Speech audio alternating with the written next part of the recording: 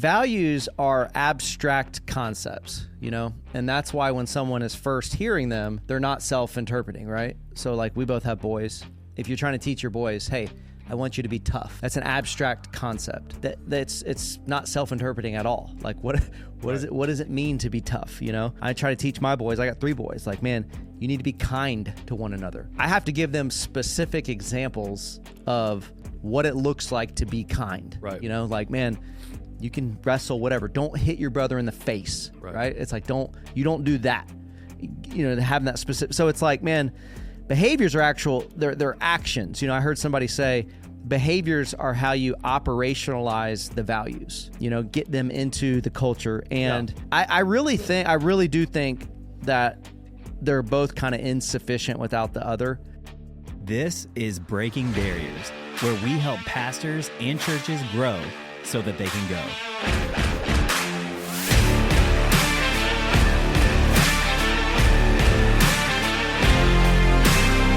All right. Well, hey, welcome to the Breaking Barriers podcast. I am here today. My name is Pastor Bobby. I'm here with Pastor Andrew. And today we're going to be talking about staff culture and staff values and behaviors and why this stuff is so important. And, I think kind of face value, I think we understand as church leaders that our staff in many ways, the people that, work vocationally for the church, they kind of are the most important asset that we have.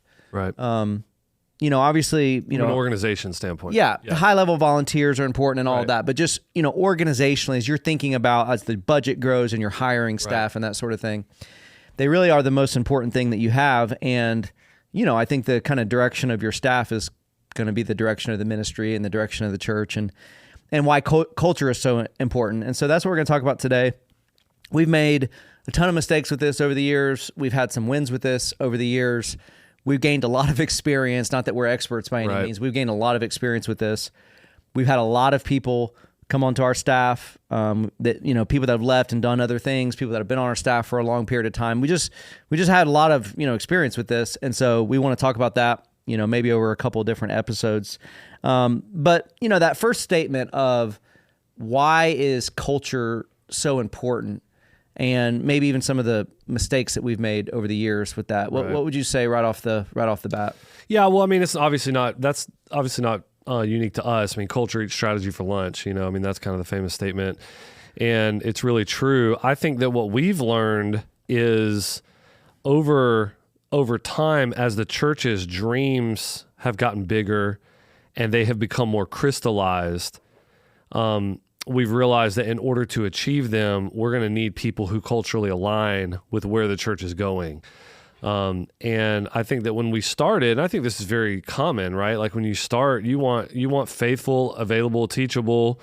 That's kind of another one of the things. You're looking for hungry, humble, smart, which is still really awesome.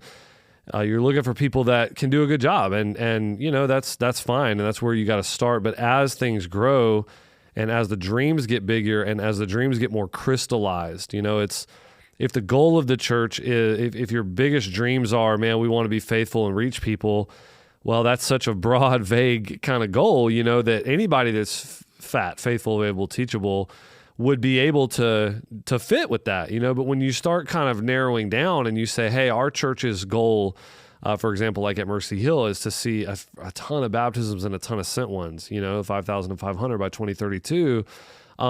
By saying that out loud, what you didn't say was Mercy Ministries. What you didn't say was other things around, maybe like deep ecclesiology or whatever. I could go into a bunch of stuff, but you don't say a lot when you decide to narrow and say what it is.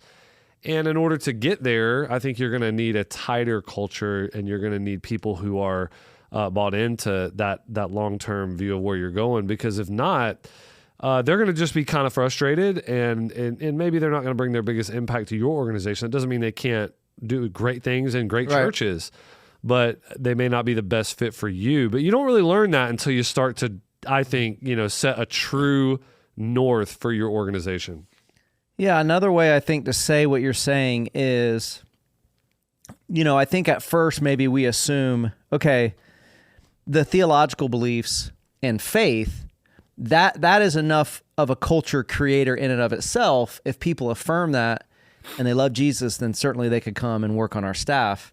And the reality is that's just not true. Like, there's different personalities, there's different vibes, there's just different, culture in any organization. I was really struck by this. I was listening to a podcast the other day, and they were talking about like super top tier military type stuff, Delta Force, Green Berets, Navy SEALs, and all that stuff. And you would think those types of organizations have like the tightest culture you could ever imagine, right? Because people move up through the ranks and they end up becoming a Navy SEAL. Well, a lot of times when people get to the very end of that program, this is what really surprised me. They said, there's kind of this like draft or lottery in terms of what team they're going to actually go to. And all of the teams, even though they're all the exact same thing, all have a different culture. Right. So they were saying like, well, this one team, they're the closest to the main base, and so they're kind of the most regimented. This other team is on the West Coast. They're a little bit more laid back, just in personalities. This team's they're in the Pacific Northwest. They have a certain, and I was like, man, if you can get that high, in something, and then still all those different teams have a different culture, I think it just speaks to, man, any group, any organization, there is a culture. Right. And you're just kind of doing yourself a disservice if you don't try to really crystallize that. Because what will end up happening is people will get on your staff and they love Jesus and maybe they're even really competent.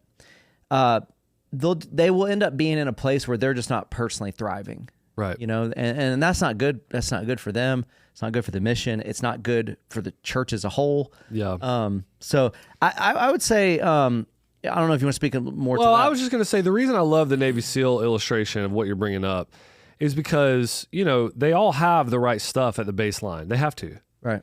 And I think what you say is really honoring, and it's really true. Like, a lot of people on staff, on our staff, we found this to be true. On looking around the world, the church climate in general, it's true. Like, generally speaking, they have the right stuff. They love the Lord. They're probably smart, but that's not enough when you come to which team do you play on. Like, man, the fact that you could play, that's fine. But, even in college basketball or college football, like, people recruit based off of, okay, if you're going to play Division I football, everybody runs a 4.5. Everybody has this vertical leap. Everybody, but then they have to go further than that. They have to say, but our style of play fits this guy or that guy, and that's why they need to come to our team and they don't need to come to our team. It's not a slight on them, but it is a reality that each team has a culture. Our church teams have a culture. And I think, to your point, to not acknowledge that creates what we say is, I've seen people flail or even fail if they're not the right culture for what we're trying to do. Yeah, totally. I would say another place that we, looking back, a lot of this stuff is lessons learned looking back, is, maybe a mistake that we made over the years that I think we've gotten better at is we kind of understood what the culture is, or we began to understand what the culture is, and then we began to define it. And for whatever reason, we didn't quite put a fine enough point on it, And I don't know if it was still a little bit of a hesitancy of like, well, I don't want to, maybe offend some of the people that are already on staff that this may offend, or like, right. But just kind of being maybe a little bit more general than, now, we'll share some of them. They have a very fine point on them now. Right. I think, because I was one who was writing a lot of that stuff back then. I even did like blog series on it and stuff. Right. Man, I think to me the problem was, I StrengthsFinder, I have analytical very high in my top 5.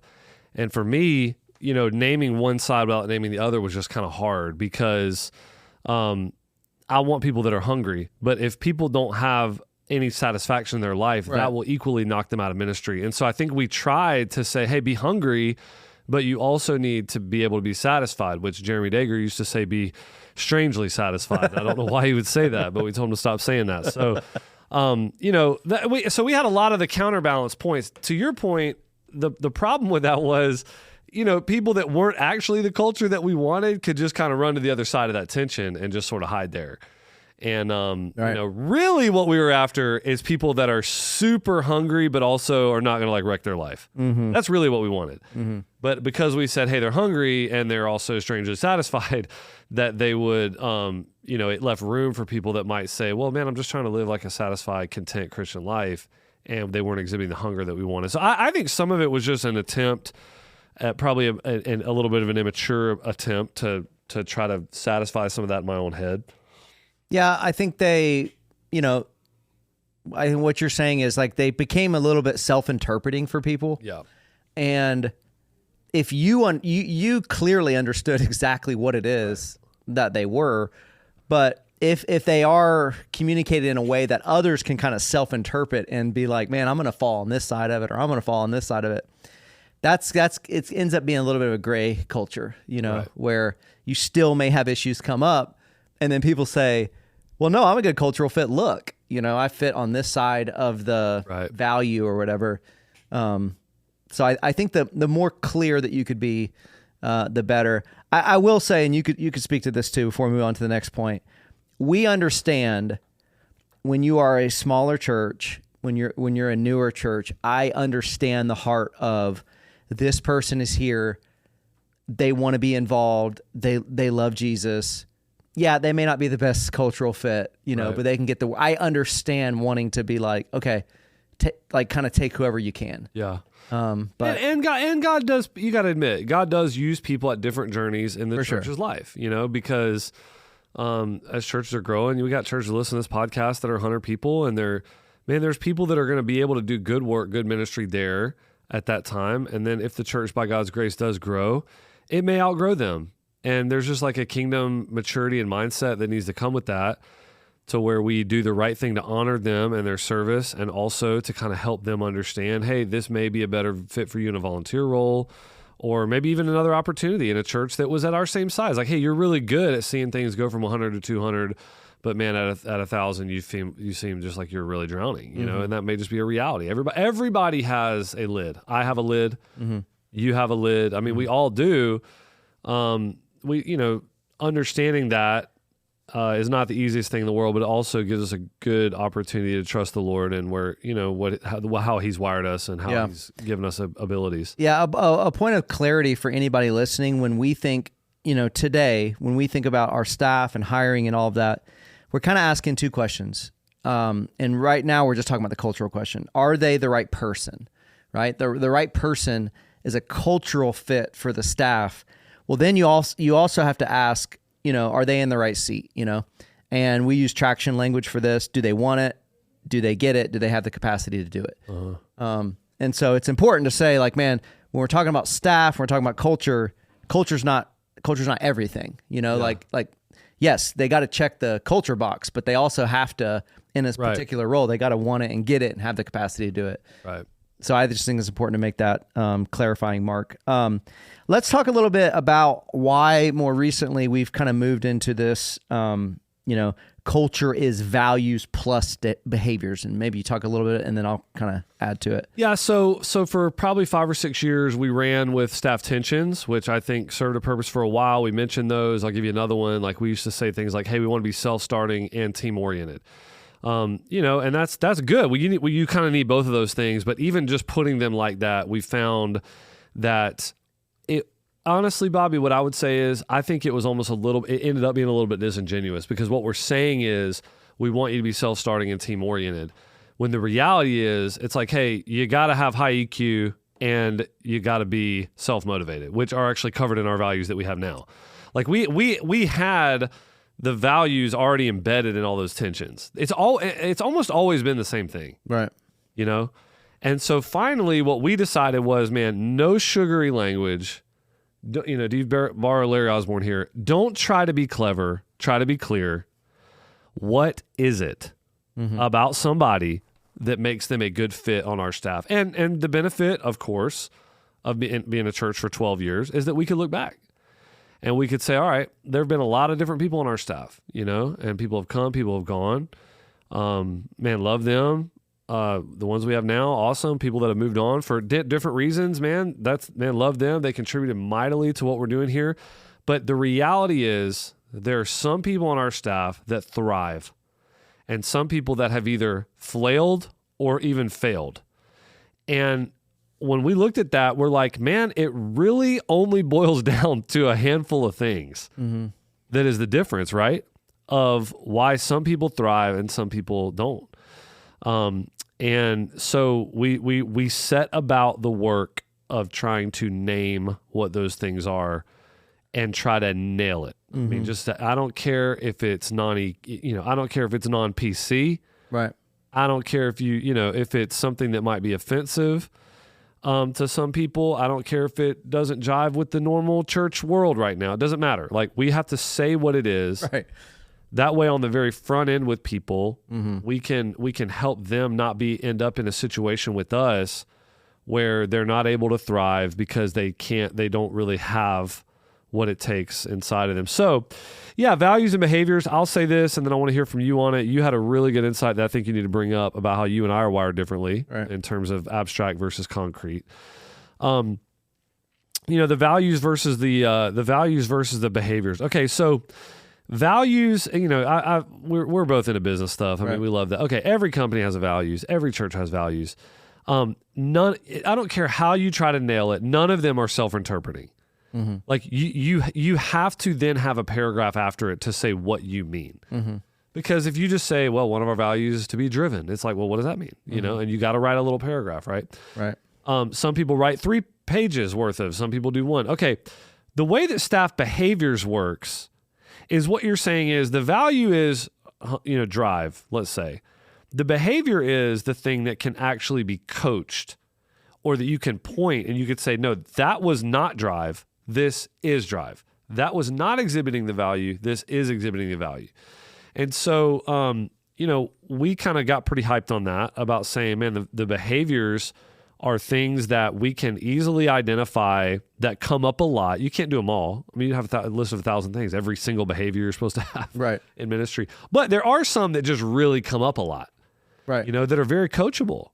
So if I'm trying to talk about drive, or hunger, what our value of extremely driven, yeah. If I'm trying to talk about that, then what I need to say is, man, am I following up fast? Am I striving for excellence? Am I hungry for growth in every area of my life, and am I exhibiting that? These are things that can be coached, and they sort of typify what that value is. And so, we want to use those behaviors as a way to coach what our values are. And if I can, I'll say one more thing about this. So I had a chance to be influenced by a business leader, a little while back. And one of the things that he said about behaviors I thought was so strong is and you can throw out whatever percentage you want. This is anecdotal. He said, hey man, you hire somebody on your staff, 15% of those people are going to be bang up awesome no matter what you do. And 15% of them are not going to be.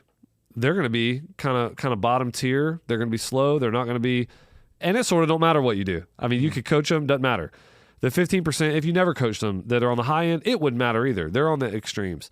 But he said, like the 70% that's in the middle, the way you talk about coaching these behaviors and the way you talk about them and values, and the way you can embed that stuff and ritualize it into your culture, that's the part that moves the 70 towards the top. It moves them in the right direction. And he used the example of a team, you've heard of these teams before. I mean, they're in no-name place in Connecticut somewhere, and yet their high school women's lacrosse team has won 27 state championships in a row. Right. You never hear about it, but then you hear one of these stories. Right. And he's like, man, why is it that team who gets the same athletes as everybody else can win 27 in a row? Their culture has some kind of way been ritualized to move them up toward that higher end. They're taking a mediocre person and convincing them that, man, this is the way we do things. I was just really convinced by that. And so I feel like us getting our values right and us talking about our behaviors a lot and ritualizing that is going to be really good for our organization. Yeah, so I'll just kind of piggyback on that, why I think they're both important. So values are abstract concepts, and that's why when someone is first hearing them, they're not self-interpreting, right? So like we both have boys. If you're trying to teach your boys, hey, I want you to be tough, right? That's an abstract concept. It's not self-interpreting at all. Like what does it mean to be tough?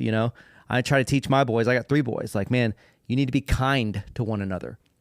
I have to give them specific examples of what it looks like to be kind. Right. You know, like, man, you can wrestle, whatever. Don't hit your brother in the face. Right. It's like, you don't do that. You know, having that specific. So it's like, man, behaviors are they're actions. You know, I heard somebody say behaviors are how you operationalize the values, you know, get them into the culture. And I really do think that they're both kind of insufficient without the other. And I was trying to think of like reasons for this.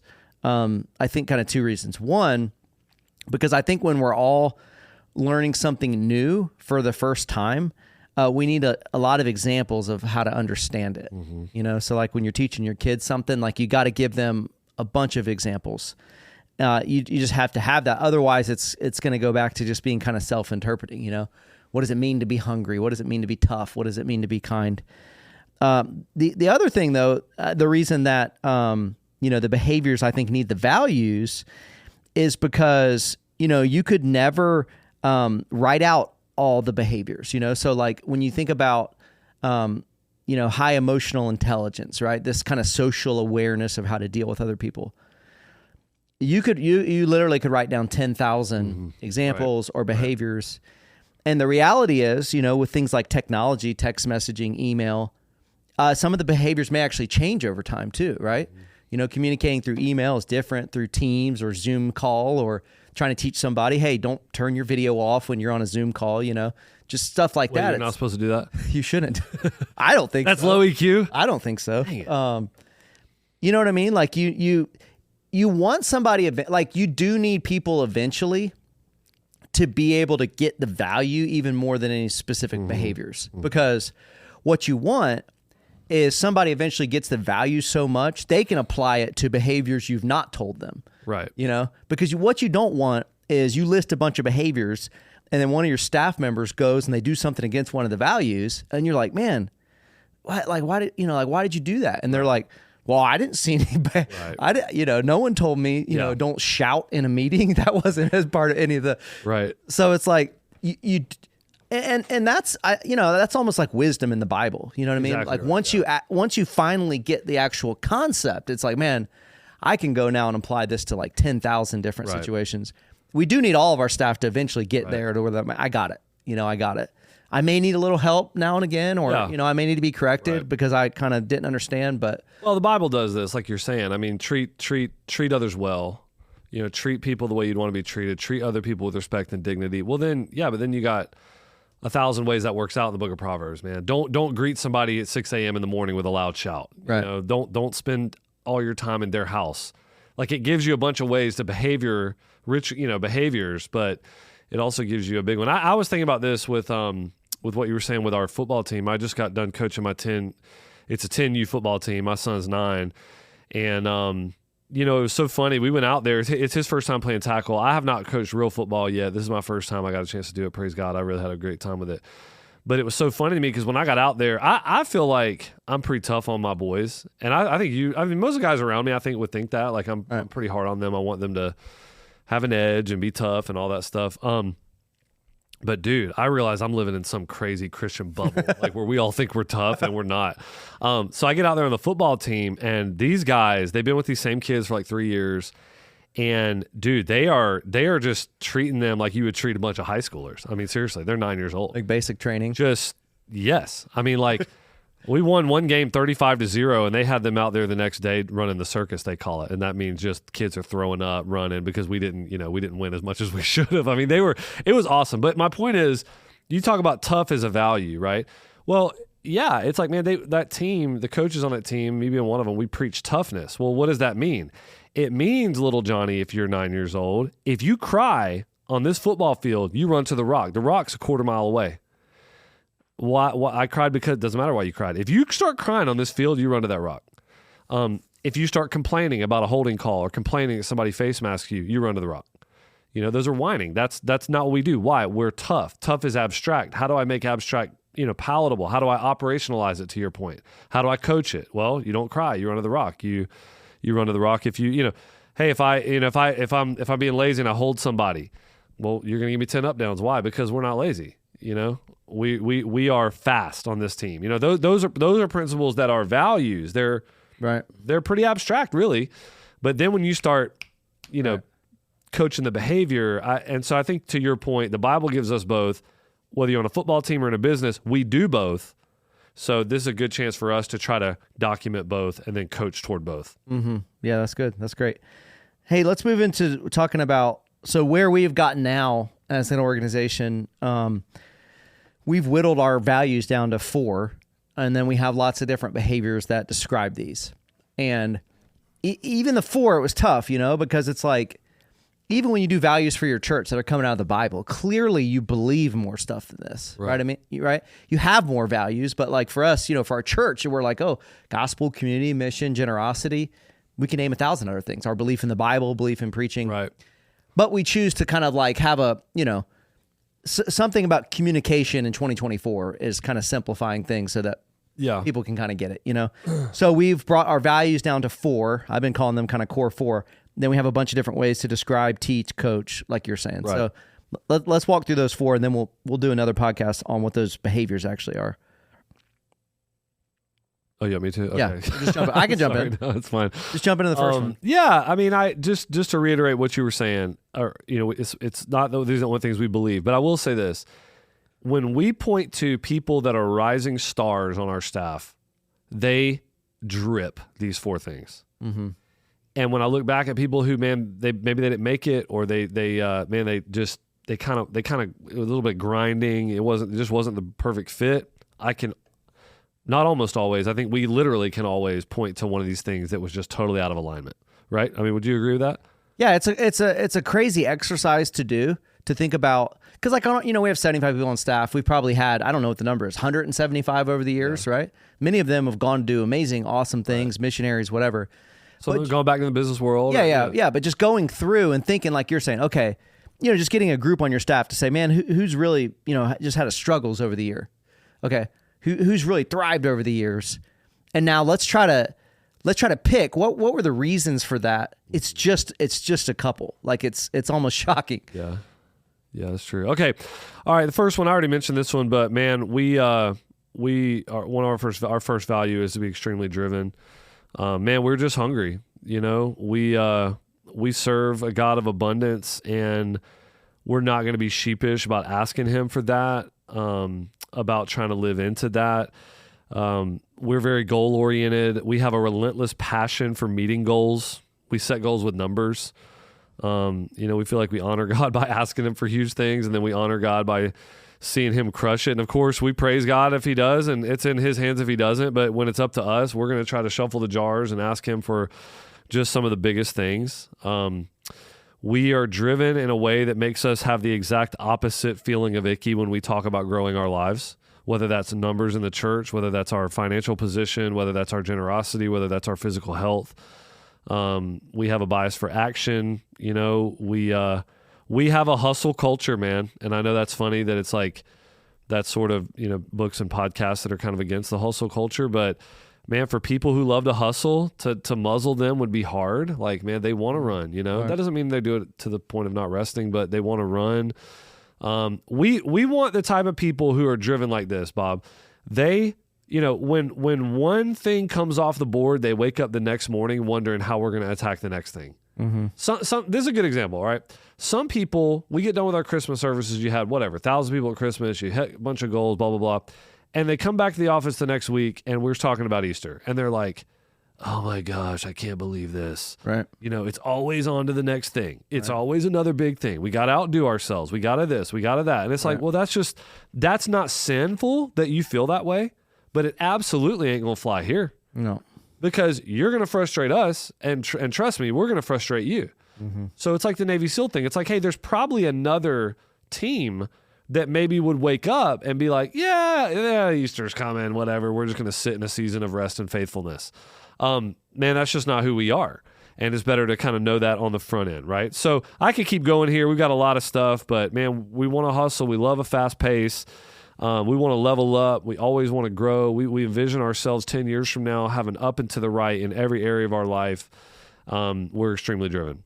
Yeah, I mean, that's why we threw the word extremely in front of driven, you know, to really bring home the point, because you're not going to find a lot of people that are like, yeah, I'm not driven. Like everybody wants to say they're driven, but that's why we said extremely driven. Something I'll joke around to our staff about, it's kind of partially true. I'm like, man, if all you listen to is like the John Mark Comer stuff, like you're just not going to make it on our staff, And I would say that's helpful stuff. Like I got nothing against it, I got a few things against it. But if it's all you listen to, I mean, there is a reason. You think about it, man. Work 6 days, rest 1. Yeah. Sometimes when that stuff is talked about, you 6 and 1 the other way. You would think it was rest 6 and work 1. That's funny, yeah. Yeah. But I would say this, because I shared this with our staff recently, because people can I think probably hear this and kind of misconstrue what we're saying, and maybe this is why we had the tension at some point. It doesn't mean people don't rest, and actually, I would say high achievers need to value rest maybe even more than people that are not, because the harder somebody is running, the more that they got to be really strategic about the way that they rest. Right. It's like when I'm coaching somebody that's a runner, the people that are running the high mileage, I got to be concerned to give them a day off, versus the people that are running the low mileage, they can honestly not even have a day off. Right. Because rest is not as important. So it's not like, if somebody comes and they're like, man, I'm kind of on the edge right now here. We're like, okay, man, take some time off, whatever. Like, man, we need you healthy. Like, it's not like work, just like without any regard for your own health or anything. Yeah, I think people see us talking about like extreme drive. They might think it's funny that we have embedded the principle of sabbatical into our staff, and the church pays for it. Multiple months off. Why do we do that? It's because we totally believe in the idea of Sabbath and we got to rest, but we are wired as a people who have to be pulled back. Right. Like I was saying with football, one of my best friends is a coach in football. He watched some film of my son, and he said he's a whoa guy. And I was like, what do you mean? He's like, that's the type of kid you got to say whoa to. Mm-hmm. You don't say, let's go. You say whoa. We want people like that are like whoa people, Yeah, totally. I'll jump into the second one. The second one's high EQ. And, some maybe listening to this maybe are not familiar with the idea of EQ, but it's basically just you have a good self-awareness of yourself, and you work well with others, Mm-hmm. So like emotional intelligence, there's a book, Emotional Intelligence 2.0, and they basically give 4 quadrants, and it really helped me to understand this. It's like, man, having self-awareness, knowing what's going on inside of you, so that like you're not constantly being driven by this thing that's happening inside of you in different situations. Right. Knowing what's going on inside of you, being able to control that, right? So you can know that I got anger inside, but I can't control it, so I got these outbursts going on. So half of it's just like, man, internally knowing yourself, being able to control yourself. The second half is socially understanding what's going on, and then being able to kind of act in the right way in those situations. So if you're in a meeting, for example, having a social awareness would be like, okay, so-and-so just said something that kind of just took the air out of the room, and being able to read and understand what it is that's going on, that would be emotional intelligence. And, one of the things that I said to our staff is ministry itself is really hard. Working on staff at a church and with other people shouldn't be hard. Right. We shouldn't, there's hard stuff that you can't avoid in ministry. Right. We shouldn't make like the staff experience and working with one another something that's hard. Right. We want to be able to be, we want to have friends and be a friend to people that we work with. We want to have a positive environment. People are like, man, I want to collaborate. And I think you have to have some level of self-awareness. The one thing I would say about this is all of these things are things that you can grow in, but not if you don't have enough self-awareness to understand that you don't have what you need in it, and I do think there's something true to the idiom. We were just talking about idioms but like, you can make a good dog bad. You can't make a bad dog good. You understand that one? I do. Okay. So it's like, you have to have a certain base level of drive, a certain base level of EQ. You got to already be there. Now you can be there and still get turned out bad if you got, through experiences and all that stuff, but you got to have that base level. But from that base level, you really can grow in a lot of this stuff. I mean, in my opinion, I don't have the highest, and I've been told, I don't have the highest EQ naturally of anybody. Doesn't mean I'm not a leader. Doesn't mean I don't have a lot of friends. It's just like, you can end up being kind of a driving leader. You can end up not being, you can end up offending people and not realizing it, realizing it, just not caring. I mean, there's a lot of, but you can grow. Oh, yeah. I mean, there's a lot of things you can do to read. You can do 360 evaluations. You can ask other people what they think. If you have that spirit. Yes. If you have a spirit of, man, I want to learn and grow in this area. Yeah, I think, it's funny. Even by saying, man, I don't have a particularly high EQ, by saying that, your EQ goes up by like 10 points, just because you're aware, Yeah. And I would say the reason this is so important working in a church, this is unique, I think, compared to like the business world. You're working with peers on your staff. You're working with, volunteers, some that are very strong, mature believers, some that are newer to the faith or pretty immature believers. You're working with students. You're working with kids. You're working with college students. And the way that you socially engage is different with all of those different people. Right. It's not a normal business where it's like, all I got to deal with is my coworker here. Yeah. We're dealing with a lot of different people. And so there's just a social, you just got to, you may not write an email to one of your coworkers the way that you would to maybe some member in the church that's reaching out to you and kind of understanding the difference between that. Right. Go ahead and go to the so the next one is, man, 100% ministry aligned. That's our third one. And this is just so important that we're able to articulate our ministry philosophy, kind of our vision for where we're wanting to go, and that people love it. We need people that love the overall goals of the church, because those things are going to drive our actions. They're going to drive our decisions. So, for example, like at Mercy Hill, we are going for big weekend. Like, we really believe that if you get Sunday wrong, you're not going to get anything else right. The highest evangelistic opportunity, the highest discipleship opportunity we have every single week is the sermon. If someone is just fundamentally kind of not there, they've been baked in the Soma Church model, missional communities, the front door of the church is not the weekend. If they've been baked in that and believe that, then it sort of don't matter how high their EQ is, how driven they are, or even how wise they are, which our fourth one. They're not aligned with us, and it will be a constant rub. And we have learned that, man. Like, that people, they may try to hide it for a time, or maybe I don't want to, let me not assign nefarious motives to people. I think some people don't maybe even quite realize what their ministry philosophy is. Right. You say, hey man, we want to grow on the weekends and we love data. And they're like, oh, that's awesome. And then about the 6th month in a row where they can't get their numbers in for who was in their ministry that week because they feel like it's too corporate, and that grinds them and they're kind of annoyed by it. That's just not ministry aligned. We love numbers. We love data. I mean, we think how asinine is it if a Chick-fil-A owner couldn't quite understand the dollars and cents or the amount of people who worked for him or what. We would go like, that's so dumb. I mean, we just, who would do that? We feel like that in ministry. We're like, hey, the numbers are the starting point. They're not the finish line, but how in the world am I going to understand what's happening with the organization if I don't even know the numbers of volunteers, of people who were there, of money, of everything? We love data. So if someone doesn't and they feel like that's too corporate, they're not ministry aligned.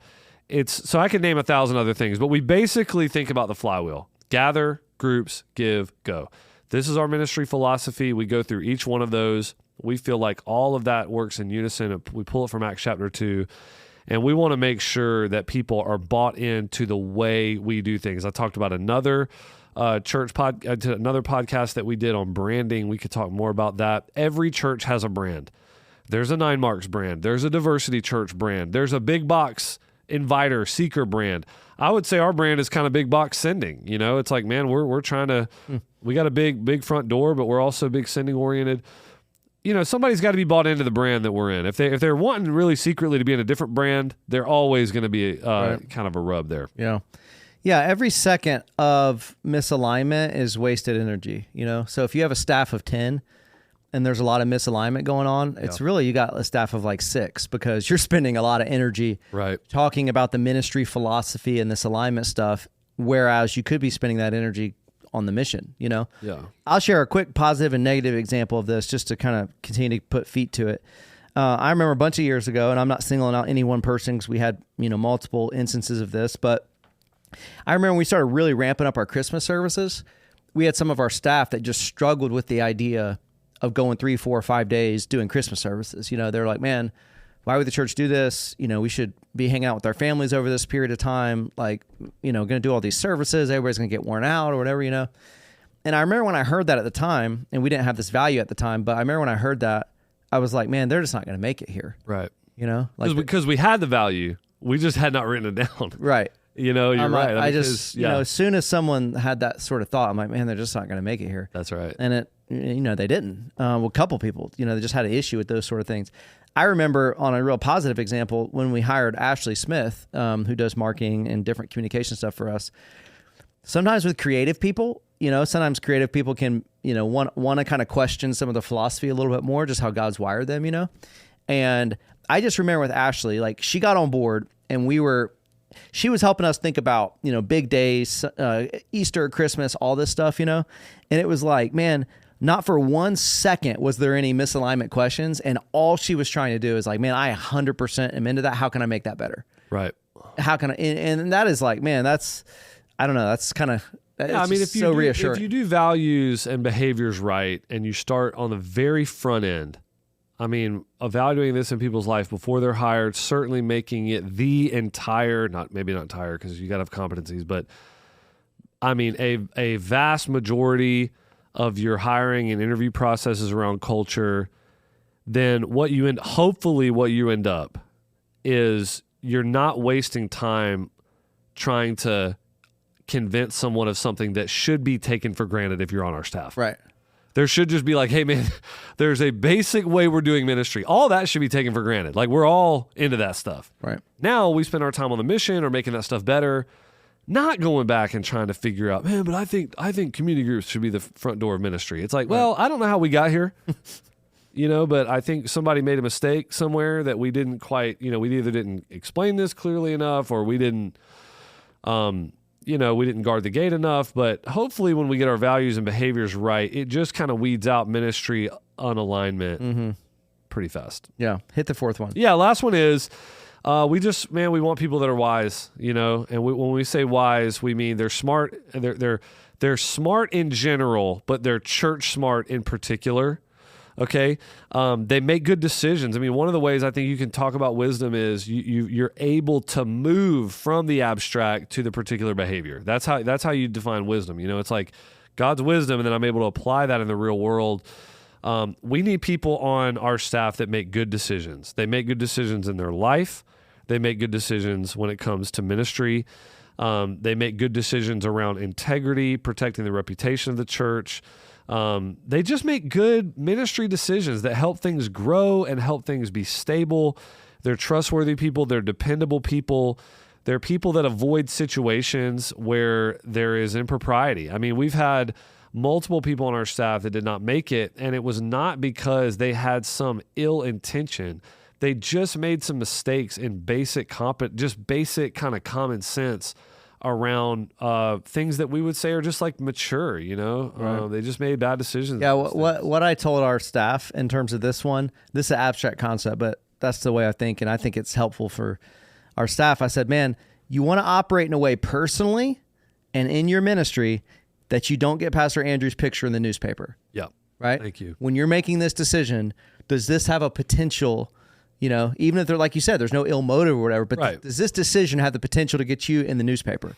Because it's like, man, doing ministry in 2024 is not like doing ministry in 1954. Right. It's different, And people, like you're saying, we have to understand that. And we got to protect the church more than anything. Yeah, someone's saying I had my heart in the right place. Well, what does that matter? Right. It's like, if your heart's in the wrong place, we got a totally different discussion we need to have.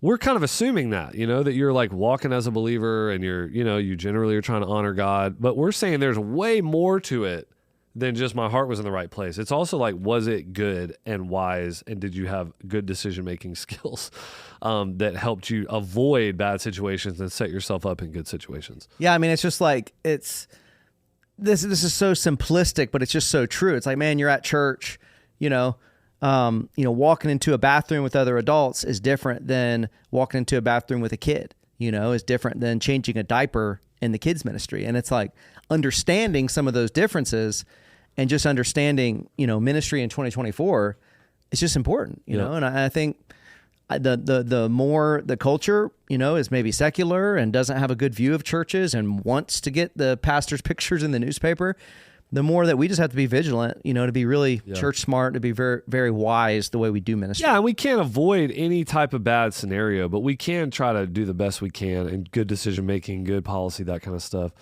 All right, extremely driven, high EQ, 100% ministry aligned, and wise. Those are 4 values for today. We're going to end up picking this up again and start talking about how values translate into behaviors. I think it's probably behooves people to have both of those written down no matter how you end up doing it. Hey guys, if you're interested in more content like this, make sure you jump on our private Facebook group. We also have one-day events that are coming up every quarter, so check those out. Man, we exist to help churches and pastors grow so that they can go. Thanks.